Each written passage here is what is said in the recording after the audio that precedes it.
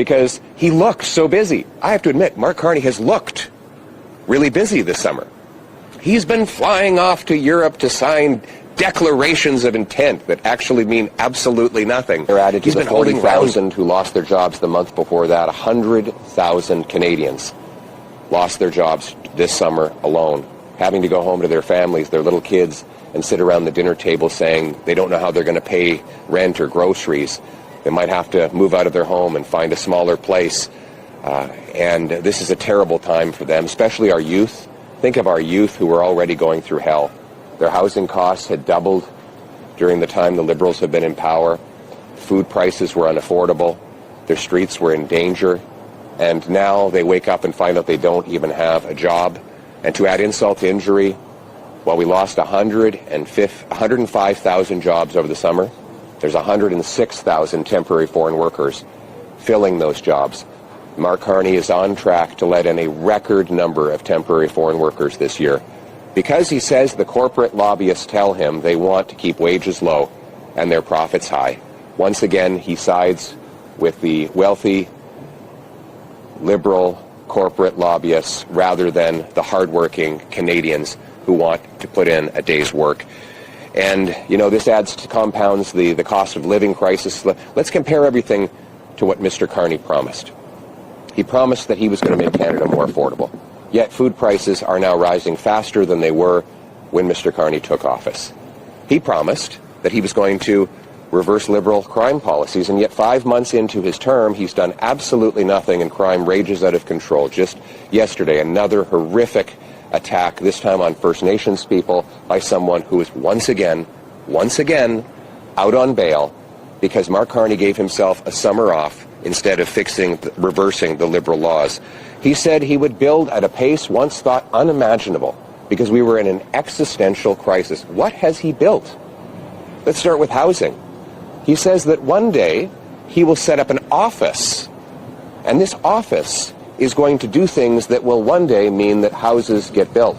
This office still doesn't exist after 5 months of his government, and it hasn't obviously built a single home. Meanwhile, the housing crisis worsens from just being too expensive to being impossible to build, with his own housing agency saying housing construction will be down by 13% over the next several years. And then the national projects we were promised. We're 5 months in.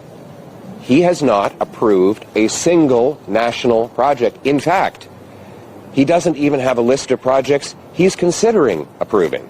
Today, we got the Dream List published in the Globe and Mail. This is, to be clear, not a list of projects Mark Carney supports.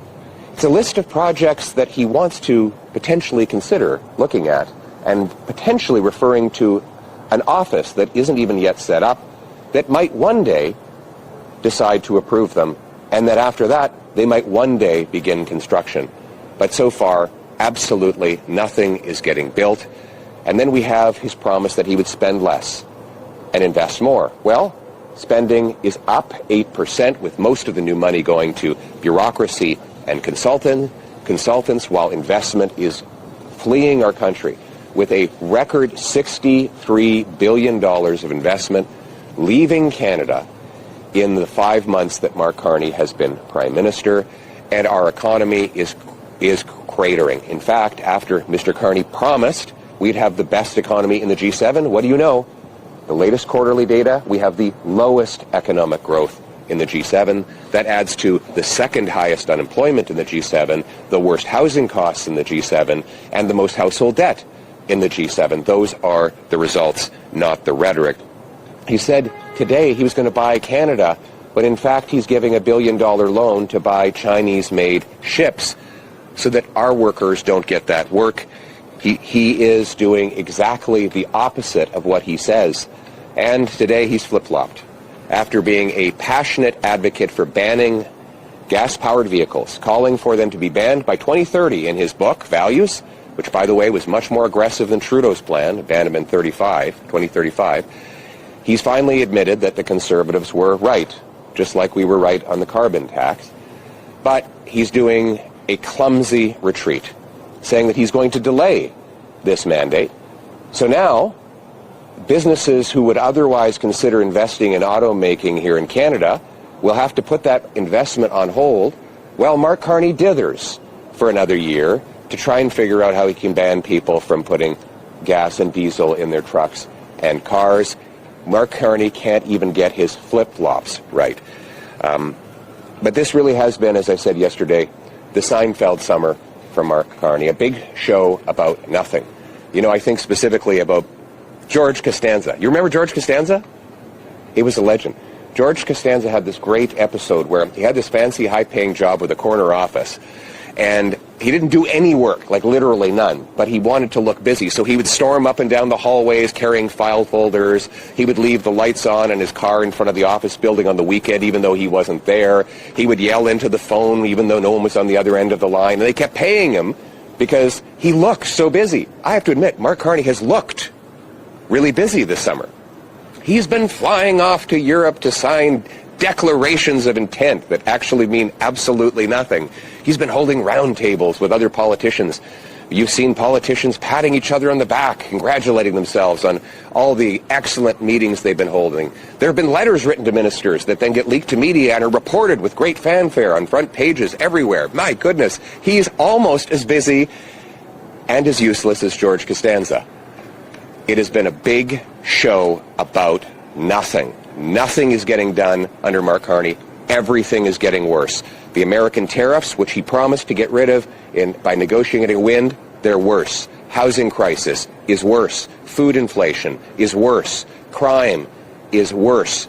Unemployment is worse. Everything has been worse under Mark Carney. But we're offering him some help.